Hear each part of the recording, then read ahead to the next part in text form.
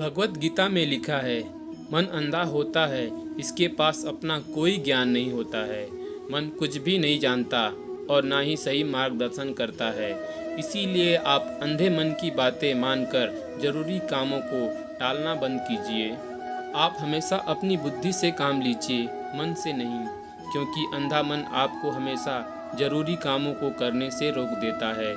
जब आप बुद्धि के जरिए जरूरी कामों को करना शुरू करेंगे तो धीरे धीरे आपका मन आपका मित्र बनता चला जाएगा। लेकिन अभी आपका मन आपका दुश्मन बना हुआ है, जो आपको दिन पर दिन बर्बाद कर रहा है। आपको अपने लक्ष्य को पाने में लाख अड़चनें आएंगी, पर आप कभी रुकना नहीं, थकना नहीं, नाकामयाबी के डर से कभी डरना नहीं, क्योंकि जब आप सफल हो जाओगे और पीछे मुड़कर देखोगे तो आपको आपकी अड़चनें और कठिनाइयाँ बहुत छोटी नजर आएंगी।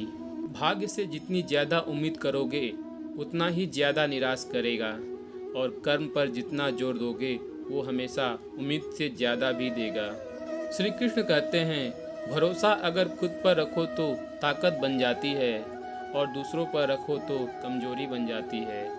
आप कब सही थे इसे कोई याद नहीं रखता, लेकिन आप कब गलत थे इसे सब याद रखते हैं। सम्मान के लिए संघर्ष करें, पर अधर्म का साथ न दें। अधिकार के लिए अवश्य लड़ें, किंतु जिस पर अधिकार नहीं उसका मोह ना करें। जब परिस्थिति बदलना हमारे वश में ना हो, तब मन की स्थिति बदल कर देखिए। सब कुछ नहीं पर बहुत कुछ आपके अनुरूप हो जाएगा। जिस तरह आप मुझ पर अधिकार प्राप्त कर सकते हैं वह केवल प्रेम के माध्यम से है, और वहाँ मैं खुशी से आपके अधीन हो जाऊंगा।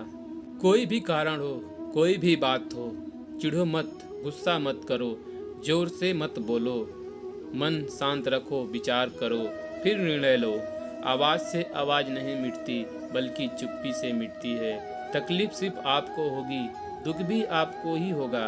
मन शांत करके रखोगे तो सुख भी आपको ही मिलेगा। आपके पिता द्वारा दी गई सीख उनके अनुभव पर आधारित होती है।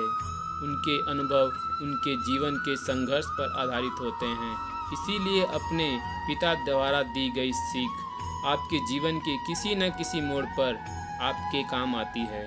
जो व्यक्ति किसी दूसरे के चेहरे पर हंसी और जीवन में खुशी लाने की क्षमता रखता है, ईश्वर उसके चेहरे से कभी हंसी और जीवन से खुशी कम नहीं होने देते हैं।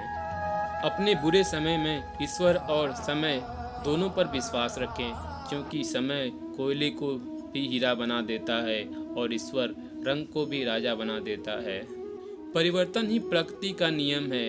इसीलिए जो भी पीछे छूट गया उस पर शोक मनाने की जगह जो आपके पास है उसका आनंद उठाना सीखिए। परेशानी में कोई सलाह मांगे तो सलाह के साथ अपना साथ भी देना, क्योंकि सलाह गलत हो सकती है, साथ नहीं। नकारात्मक विचारों का आना तय है, परंतु यह आप पर निर्भर करता है कि आप उन्हें कितना महत्व देते हैं।